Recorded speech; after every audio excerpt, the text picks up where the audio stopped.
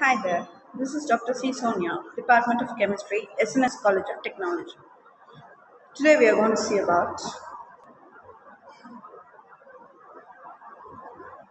unsustainable to sustainable development. So, what is unsustainability? So, it's incapable of being maintained at a steady level without exhausting the natural resources or causing severe ecological damage. So that is the unsustainable one. So what is sustainable development? It's the ability to exist and develop without depleting natural resources for the future. So let's see. India occupies 2.4 percentage land with 16 percentage of the world's population. So when you consider this percentage, it is a very densely populated country. Hence, high pressure on natural resources is found. Soil problems. So, first is the soil fertility, deficiency of micronutrients, organic matter, soil salinity, and it damages the soil structure. Hence, it needs to develop and modernize the technologies without losing our traditional values and practices. High standard of living with all benefits and increase in the GNP. So that is GNP is nothing but the gross national product is not called as a real development, but bringing benefits to all the people of the present and the future generation is true development. So now let's define in particular what is sustainability or sustainable development. It's meeting the needs of the present generation without compromising the ability of the future generation to meet their own needs. So this was the definition given by WHO. The sustainable development and dimensions.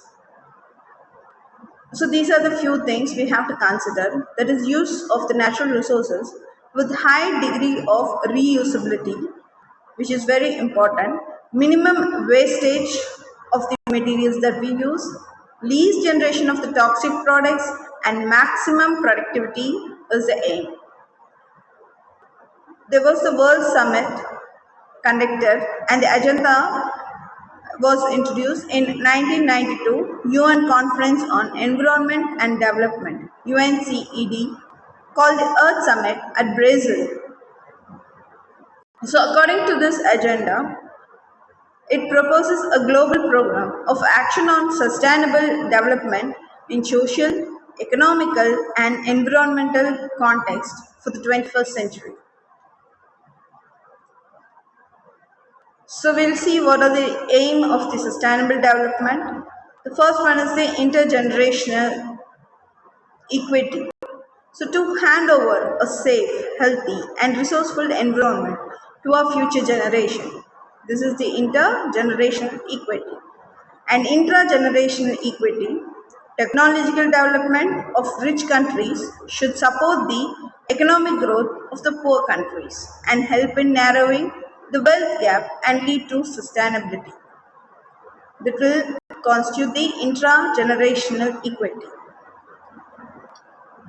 So we'll see about some concepts, approaches, significance for the sustainable development.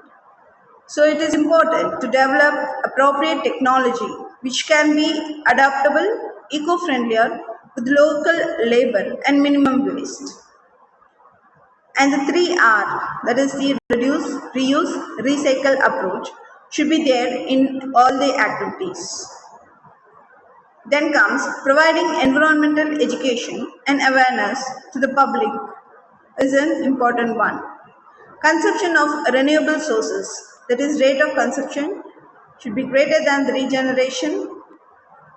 Conservation of non-renewable sources, so we have to recycle and reuse it. Then population growth control, which is a very important one to be considered. Urban problems related to energy. So urbanization is nothing but the movement of human population from the rural areas to the urban area for the want of better education, communication, health, employment. So the causes are the cities are the main center of the economic growth, trade, transportation, education, and employment. So there's this term called the urban sprawl, that is spreading of the cities into suburban or rural areas.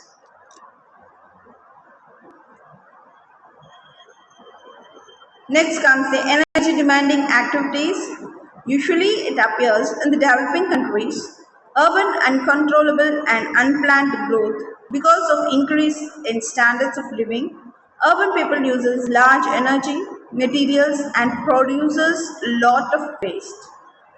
Residential and commercial lightings, transportation, industrial growth, modern life using a large number of electrical gadgets, control prevention of pollution needs more energy dependent technologies. So, what is the solution for the urban energy problems? Urban people may use public transport instead of using motorcycles and cars. Energy consumption must be minimized. Production capacity may be increased. Use of energy efficient technology should be adopted. We can use the solar energy and wind energy, that is the renewable sources of energies. Thank you.